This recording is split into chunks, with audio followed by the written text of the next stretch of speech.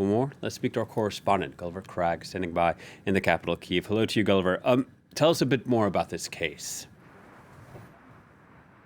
Well, it was just the first hearing that took place in the courtroom behind me, which is an ordinary criminal court. It's not a special war crimes tribunal or a military tribunal or anything. It's a standard criminal court. The courtroom, which was very small, was absolutely packed with media. Also, the accused was there in the dock in a cage, as is standard procedure in Ukrainian courtrooms. He didn't really give away any emotion. He's a very young man. He's 21 years old. Vadim Shisimarin is his name, and he's accused of killing a civilian in northern Ukraine as Russian forces were trying to escape Ukrainian forces, as basically the Russians were executing a very chaotic retreat from that region at the time. Yeah, and Gulliver, this is just one instance, but Ukrainian prosecutors have been saying they've received reports of more than 10,000 alleged crimes.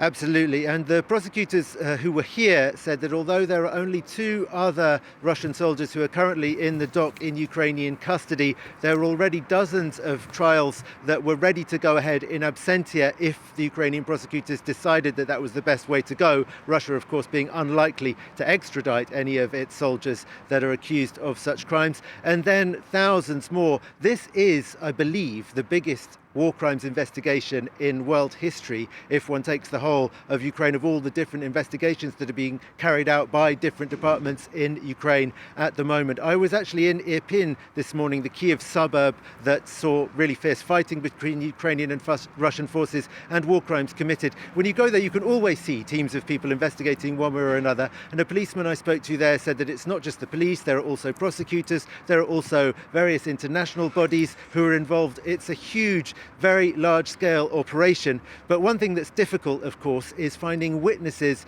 to the killings that took place in places like Irpin and Bucha when artillery battles were also raging. Because while in this village in northern Ukraine where Vadim Shisimarin is accused of having killed this civilian, there were witnesses. Numerous people saw what happened. In Irpin and Bucha, most people were hiding in their basements to shelter from the artillery fire. Yeah, Gulliver, and that's another issue, isn't it? As you said at the top there, and your last point as well. There may be lots of evidence of these crimes, but the justice will likely be very difficult to attain. Yes, it's difficult because of the difficulty in many places of having witnesses, because people weren't there, didn't see it, or were in their basements.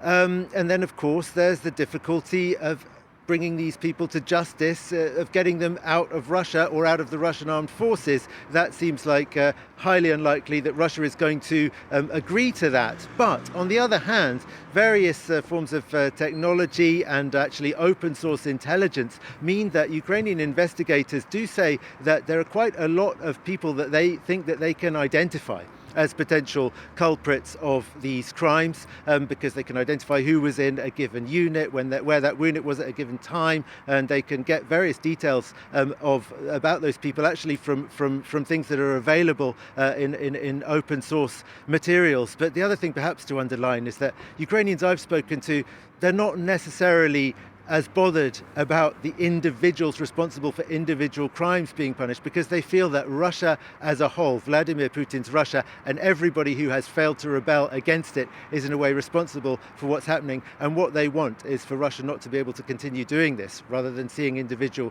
young soldiers in the dock. I mean, that's one thing, but that's certainly not the main thing that Ukrainians would like to see achieved, I think. All right, Gulliver, thank you very much. Gulliver Cragg reporting